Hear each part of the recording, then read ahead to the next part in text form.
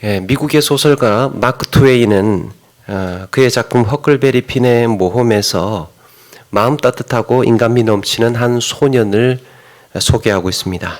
이 이야기에서 허클베리 핀은 가엾고 외롭고 버려진 아이였습니다.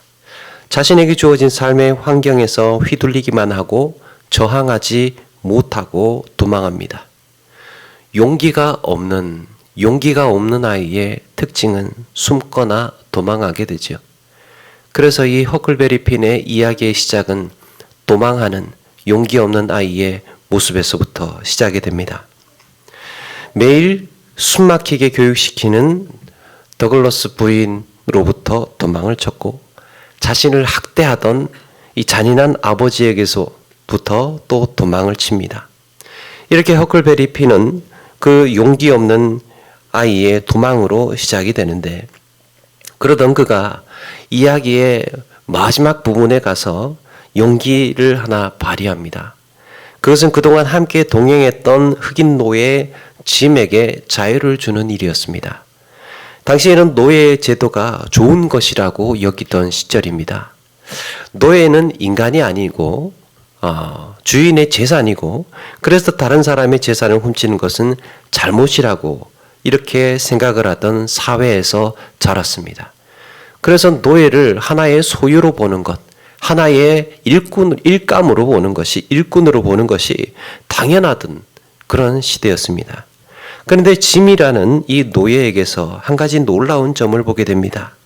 짐은 자신의 가족을 되찾기 위해서 수단과 방법을 가리지 않겠다는 의지를 보입니다. 이것을 본 헉은 이렇게 생각을 합니다. 내 생각에 짐이 자기 식구를 아끼는 것은 백인들이 가족을 아끼는 마음과 다르지 않았다. 야, 얘도 인간이었구나. 우리와 같은 사람이었구나. 이런 생각을 했던 거죠. 그래서 노예를 도와주기로 마음을 먹습니다. 그러면서도 한편으로는 이 노예를 돕는 일에 죄책감마저 들게 되죠. 자기가 아는 상식, 자신이 자라온 세상의 질서를 깨고 그럼에도 옳다고 믿는 일을 한 겁니다. 그는 사회적인 비난, 어쩌면 자신에게 다가올 더 큰 위험을 감수합니다. 이런 헉의 모습을 그린 소설가 마크 트웨인은 우리에게 용기란 무엇인지를 다시 한번 보여주고 있습니다. 그렇다면 용기란 무엇일까? 용기란 자기를 둘러싼 굴레, 모든 사회성을 깨뜨릴 때 시작이 된다고 할 수 있습니다. 평소에 나의 의식을 장악하고 있는 굴레, 내 의식을 장악하고 있는 굴레가 무엇이 있겠습니까? 착하게 행동해야지, 말을 가려야지, 주변 사람들의 눈치를 봐야지, 상대방과 관계를 잘 유지해야지, 그래도 참아야지, 이런 생각이지. 가족이 기대하는 나, 공동체가 원하는 모습으로, 혹은 직장이나 사회, 혹은 세상이 필요로 하는 나로 사는 거예요. 이게 내 의식을 장악하고 있는 굴레입니다. 이곳에서는 그냥 이렇게 조용히 살아야 돼. 이 직장에서는 내가 이런 모습을 보여주면서 거기에 맞추어서 살아야 돼. 그게 나를 장악하고 있는 굴레입니다. 그런데 자아가 도출이 될 때가 있죠. 내가 나올 때가 있습니다. 누군가의 눈치를 보지 않고 오로지 나로서 말하고 행동할 때 용기가 시작이 됩니다. 나의 이야기를 하는, 나의 행동을 하는 그런 모습이 자기 본래 인격이고 그것이 진짜 자기 모습이죠. 그런데 우리는 왜 공동체가 원하는 모습으로 거기에 맞추어서 끌려가듯이 살아갈까? 위험하고 두렵기 때문입니다. 괜히 분위기 깼다가 눈치를 받고 손해볼 것 같고 더 불편해지고 더 피곤해질 것 같아서 때로는 위태로워질지 모르기에 나서지 않고 그냥 사는 거죠. 용기를 낸다는 것은 그래서 스스로를 위험에 처하게 만드는 일입니다. 가만히 있으면 절반이라도 갈 텐데 괜히 나서서 그러면 내가 더 위험해질 수 있는, 그럼에도 불구하고 나아가는 것. 용기를 내므로 인해서 내가 손해볼 수 있습니다. 주워 담을 수 없는 난처한 상황에 처할 수 있습니다. 괜히 용기를 냈다가 관계가 틀어지기도 하고 분란이 일어나기도 하고 나는 더 위험해질 수 있습니다. 그럼에도 사람들은 때로 이 모든 것을 무릅쓰고 분연히 일어나고 용기를 냅니다. 그런데 이렇게 상식을 깨고 다 자아를 드러낸다고 해서 이걸 다 용기라고 할 수 있느냐? 왜냐하면 때로는 이것이 무모하고 어리석고 대담한 행동일 수 있기 때문이지요. 때로는 진정한 용기가 또 되기도 하지만 그냥 그저 대담한 어리석고 무모한 행동일 수 있기 때문입니다. 그렇다면 온전한 용기를 발휘하기 위해서는 우리는 무엇을 살펴야 할까? 우리 그리스도인들에게 필요한 용기, 우리가 내어야 할 용기에는 무엇을 살펴야 할까? 오늘 말씀에 서기관들과 바리새인들은 가늠하다가 현장에서 붙들린 여인을 데리고 예수님께 나옵니다. 이들은 나름대로 의지를 갖고 용기 있는 행동이라고 여겼을 겁니다. 그런데 예수님을 마주한 이들은 얼마 있지 않아서 꼬리를 내리고 뒤돌아서야만 했습니다. 의기양양하게 여자 데리고 예수님께 생각을 했을 거 아닙니까? 당신 이제 죽었어, 잡혔어. 그렇게 왔지만 예수님과 마주한 그들은 곧바로 뒤돌아서고 물러갈 수밖에 없었습니다. 무엇이 문제였을까? 이들의 용기는 왜 뒷심을 발휘하지 못했을까?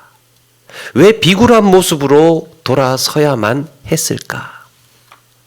이들이 여인을 데리고 온 이유는 예수님을 궁지에 몰아넣기 위해서였습니다. 여자를 데려와서 예수님께 하는 말이 모세의 율법에는 이런 여자 돌로 치라고 되어 있는데 당신은 어떻게 하겠느냐 하는 겁니다. 만약에 이 여자를 돌로 치라고 한다면 로마법을 어기는 겁니다. 로마는 유대인들한테 사형을 집행할 권리를 주지 않았습니다. 이것을 빌미로 고발해버릴 속셈이었어요. 반대로 이 여자를 돌로 치지 마라 그러면 이번에는 모세의 율법을 어기게 되는 셈이었어요. 유대 사회에서 모세의 율법을 어긴 자로 낙인 찍어서 죄인 취급하려는 계획이었던 겁니다. 그러니까 치지도 못하고 치지 말라고 하지도 못하는 이런 난처한 상황을 만들어내려고 했던 거죠. 이런 마음을 알고 계시던 예수님은 말씀 한마디로 이들의 계략을 물리칩니다. 너희 중에 죄 없는 자가 먼저 돌로 치라. 여기서 조건이 무엇입니까? 이 여인을 모세의 율법으로 심판하기 전에 모세의 율법으로 심판하기 전에 정죄하고 있는 당신들 스스로의 죄가 없어야 한다. 여인을 심판하기 전에 자기 스스로를 먼저 심판하라는 것입니다.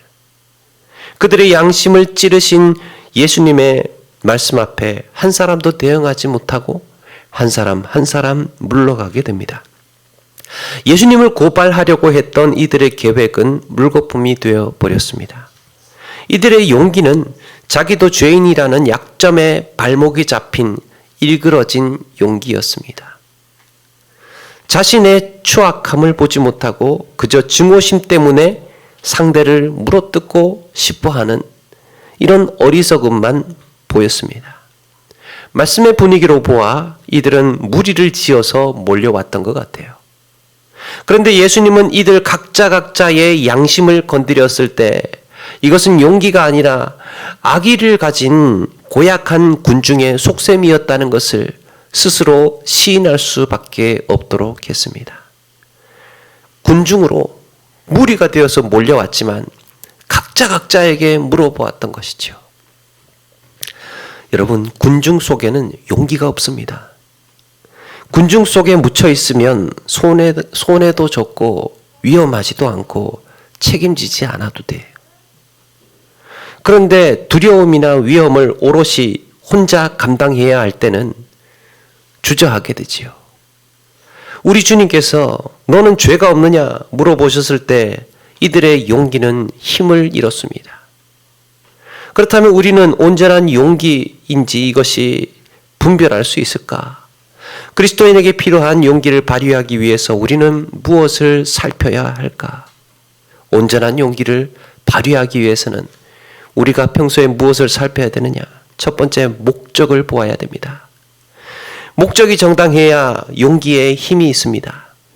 서기관과 바리새인들의 목적이 무엇입니까? 6절에 보니까 고발할 조건을 놓고자 예수를 시험함 이르라. 예수님의 고발이 목적이었어요. 처벌을 위해서. 이들이 간음하던 여인을 현장에서 어떻게 잡을 수 있었겠습니까?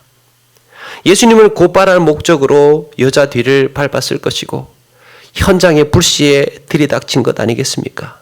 처음부터 계획하고 있었던 거예요. 목적이 정당하지 않으면 그 과정 역시 궁색합니다. 무려 서기관 바리새인씩이나 되는 사람들이 여자 뒷공무니를 밟아서 간음하는 현장 들이닥쳐 놓고 그거 해결하지 못해서 예수님께 데려오겠습니까? 이들의 목적은 비열했습니다. 용기라는 단어는 심장을 뜻하는 어근에서 나왔다고 합니다. 성경에 내 보물이 있는 곳에 내 마음도 있느니라 라고 말할 때 이 마음은 내 심장이 뛰게 하는, 내 가슴이 뛰게 하는 그 심장을 의미합니다. 우리는 각자 내 심장을 뛰게 하는 보물을 갖고 있습니다. 그런데 우리의 보물이 정당한 위치에 올바른 장소에 놓여 있지 않다면 그 용기는 무모하고 어리석고 대담한 행동일 수 있습니다. 나는 왜 이 모든 것을 깨고 일어나야 되는가? 내 심장의 근저에는 과연 무엇이 있는가? 만약에 이 그 내면에 원래 해오던 악하고 어리석은 모습 때문이라면, 내 욕심, 내 체면, 내 교만 때문이라면 그렇게 일그러진 용기는 그냥 담대하고 어리석고 무지한 행동일 뿐이라는 겁니다. 그런데 용기를 내야 하는 목적이 의롭고 분명하면 그 과정 역시 치우치지 않습니다. 어떤 책에 보니까 이것을 용기의 균형 감각이라고 했습니다.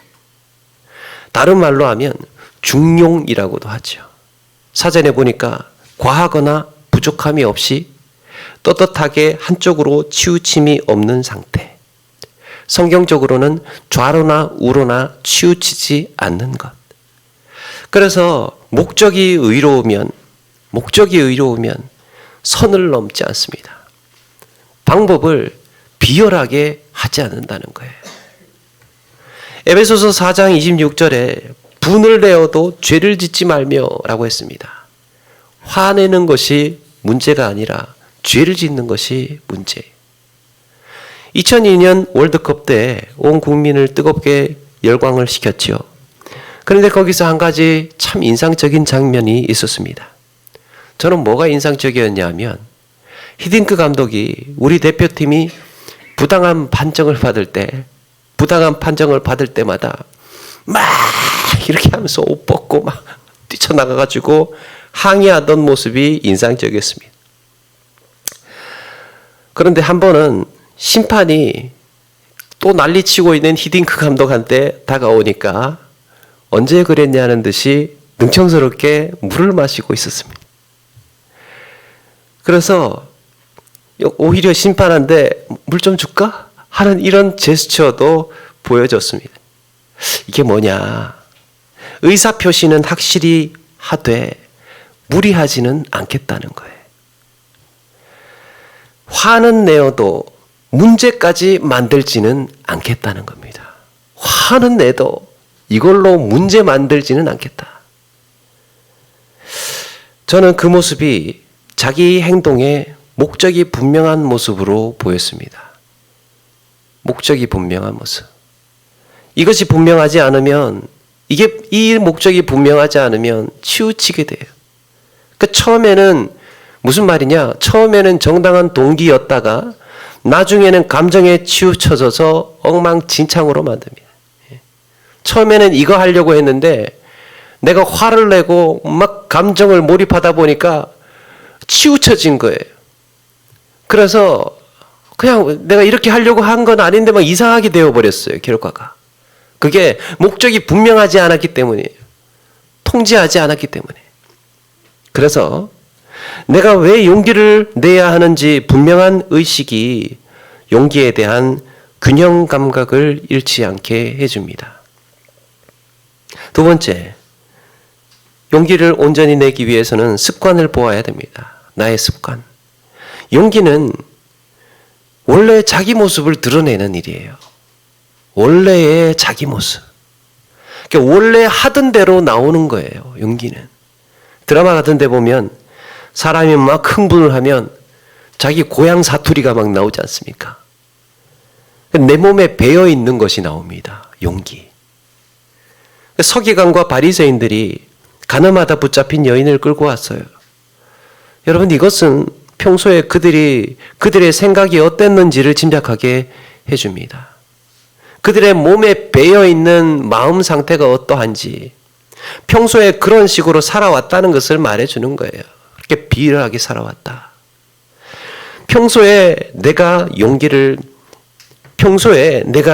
낼 때 이게 평소가 드러나는 겁니다. 2015년 파리행 고속열차에서 테러리스트들이 총기를 휘두르면서 승객들을 위협했다고 합니다. 그때 3명의 승객이 이들을 제압해서 뉴스에 난 적이 있었습니다. 그 중에 결정적인 역할을 했던 한 사람이 미국의 주 방위군 병사였는데, 기사들이 인터뷰를 하면서 아니 어떻게 그 상황에서 용기를 낼 수 있었냐라고 하니까 평소에 훈련받은 대로 한 거였다고 대답을 했습니다. 평소에 훈련받은 대로 나오더라고.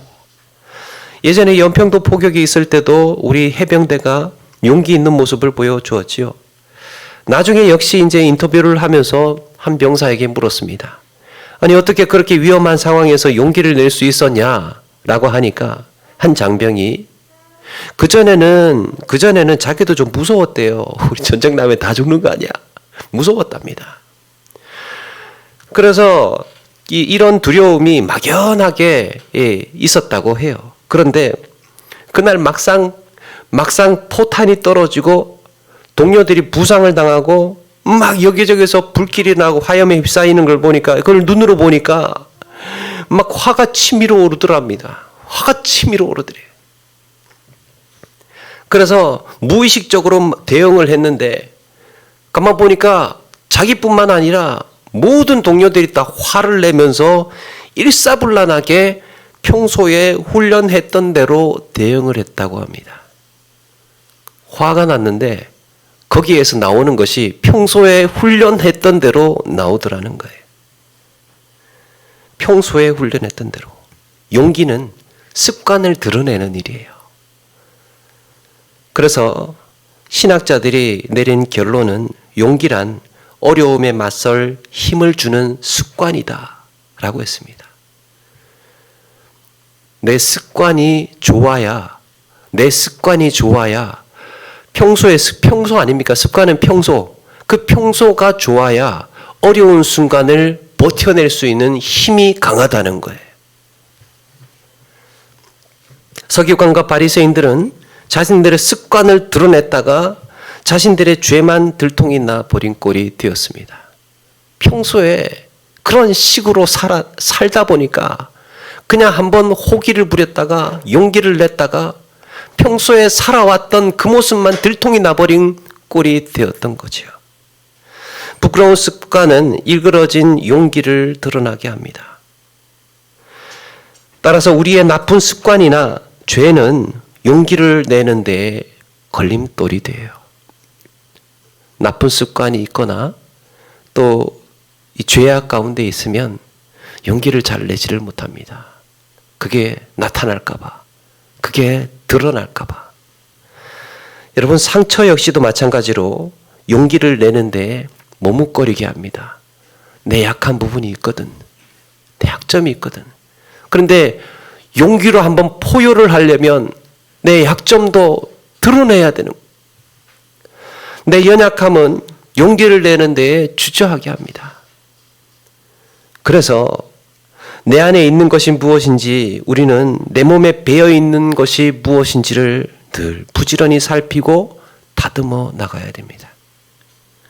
용기는 한순간에, 한 찰나에 일어나는 것이지만, 이 평소에 우리의 이 습관, 우리의 모습이 그 순간에 폭발하기 때문에, 이런 점에서 경건의 습관은요, 결정적인 순간에 용기를 낼 수 있도록 힘을 줍니다. 평소에 기도하는 생활, 평소에 성경 읽는 생활, 평소에 묵상하는 생활, 이게 이 경건의 습관, 이 경건의 습관이요, 결정적일 때에, 용기를 내야 할 때에 필요하다는 거예요. 하루는 잘 몰라요. 하루 이틀, 한 달, 두 달은 이거 뭐 돈이 되는 것도 아니고 난 다 아는 거고 옛날에 많이 했고 열심히 했던 건데 이거 뭐 계속해서 해야 되나 라고 생각할 수 있지만 그게 아니라는 거예요.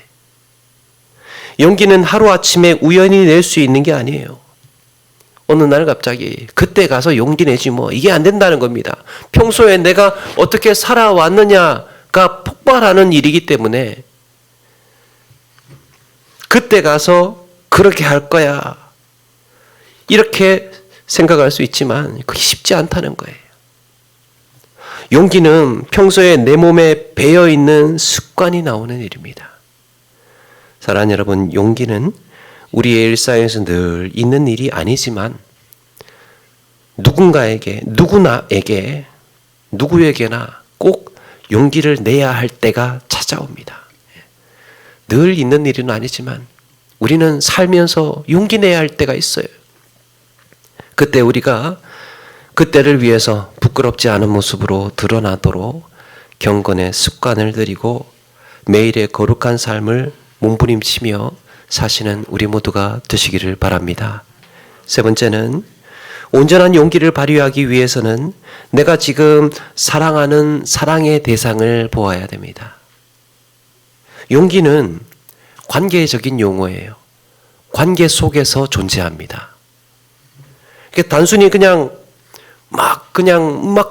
황소같이 저돌적이고 뭔가 이렇게 막 부딪히고 들이받는 이런 것이 용기가 아니래요. 반드시 사랑의 관계가 있을 때에 용기를 냅니다. 내가 사랑하는 것이 있고 그 사랑하는 대상이 건드려질 때, 파괴하려 들 때, 깨뜨리려고 할 때, 그때 사람은 용기를 낸다는 거예요. 엄마가 사랑하는 아이와의 관계 속에서 용기를 냅니다.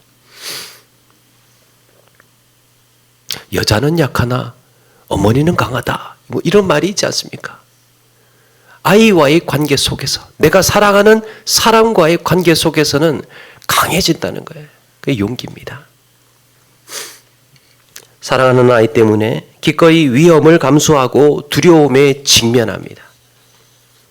그런데 예수님을 고발할 목적으로 찾아온 이들이 사랑한 것은 그렇다면 무엇일까? 자기 나름대로는 용기를 냈다고 한 건데 이들이 그렇다면 사랑한 것은 무엇일까? 무엇 때문에 예수님을 무너뜨리려고 했을까? 자신들이 사랑하는 것을 지키기 위해서였을 겁니다. 그들이 사랑한 게 뭐였을까? 세상이었습니다. 그들은 돈을 사랑했고 그들에게 추앙받는 자신을 사랑했습니다. 그러나 성경은 하나님과의 관계 속에서 온전한 용기를 발휘할 수 있다고 가르칩니다. 세상을 사랑하면 예수님을 대적하게 되어 있어요. 세상의 것을 사랑하면 하나님을 대적하게 되어 있습니다. 사랑의 대상이 다르거든요. 그래서 우리에게 온전한 용기를 내기 위해서는 하나님을 사랑해야 된다는 거예요.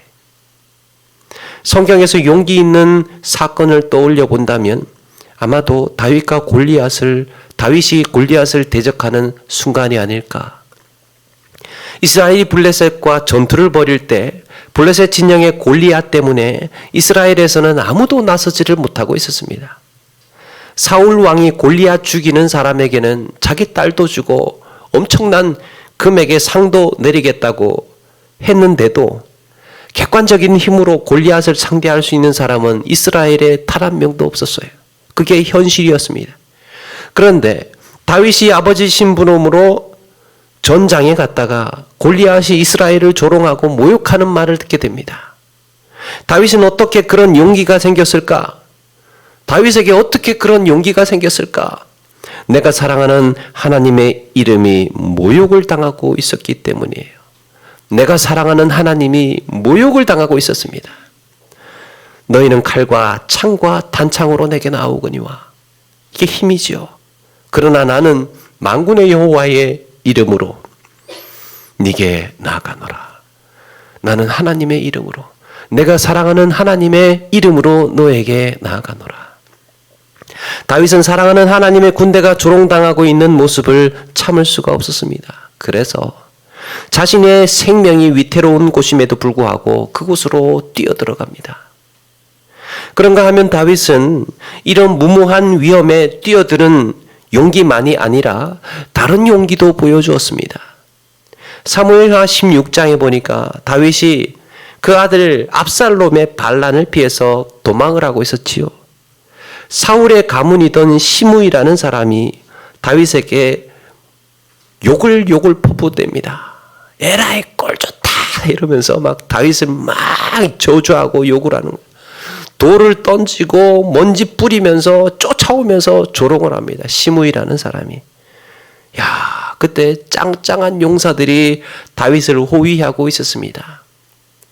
듣다 못해서 다윗의 부하들이 아니 저런 놈 어떻게 그냥 놔두시는 겁니까?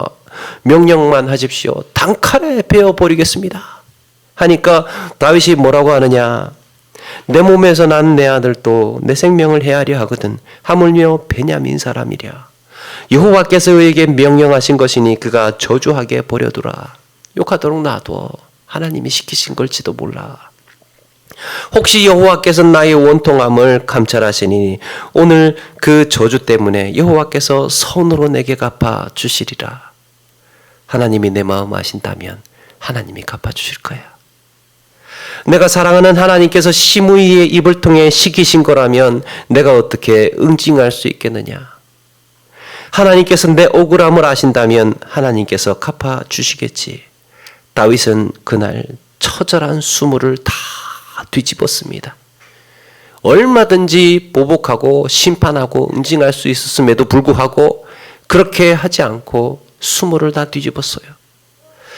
여러분, 이런 점에서 힘이 약한 자가 위협을 무릅쓰는 것도 용기지만 힘이 강한 자가 힘을 쓸 때를 분별할 줄 아는 것도 용기예요. 힘이 센 사람이 힘을 써야 할 때를 분별할 줄 아는 것.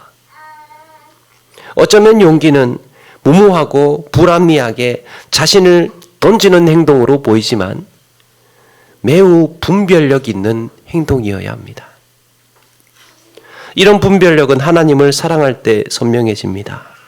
그리고 우리는 하나님을 사랑할 때 온전한 용기를 낼 수 있습니다.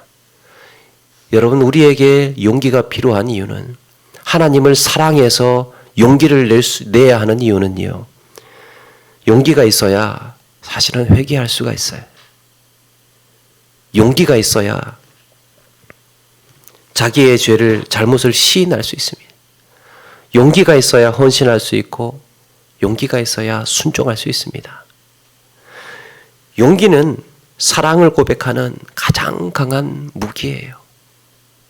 하나님을 사랑하지 않고 세상을 사랑했던 그들의 용기는 궁색하고 부끄러운 용기였습니다. 그러므로 하나님을 사랑하는 자로서 담대하고 온전한 용기를 발휘할 줄 아는 그리스도인으로서 사시는 우리 모두가 되시기를 바랍니다. 말씀을 마칩니다. 사랑하는 여러분, 용기는 하나님의 성품이에요. 우리 주님께서는 우리를 사랑하셔서 용기를 내셨습니다. 나를 사랑하신 주님의 용기로 우리의 죄를 대신하기 위해서 기꺼이 인간이 되셨고 온갖 조롱과 채찍과 모욕의 현장에 몸을 던지셨어요. 그 용기는 참혹한 십자가의 두려움을 견디게 했습니다. 무례한 인간들을 충분히 심판하고 응징할 수 있었음에도 불구하고 그 모든 것을 다 참아낼 수 있었던 것은 나를 사랑하셨다는 증거예요. 주님께서 보여주신 그날의 용기로 우리는 이렇게 구원받은 하나님의 백성으로 살고 있는 줄로 믿습니다. 이렇게 일그러진 용기로 어리석고 무모하게 살지 않고 주님의 심장을 가진 자로서 온전한 용기로 믿음의 길 가시는 저와 여러분 되시기를 주님의 이름으로 축원합니다.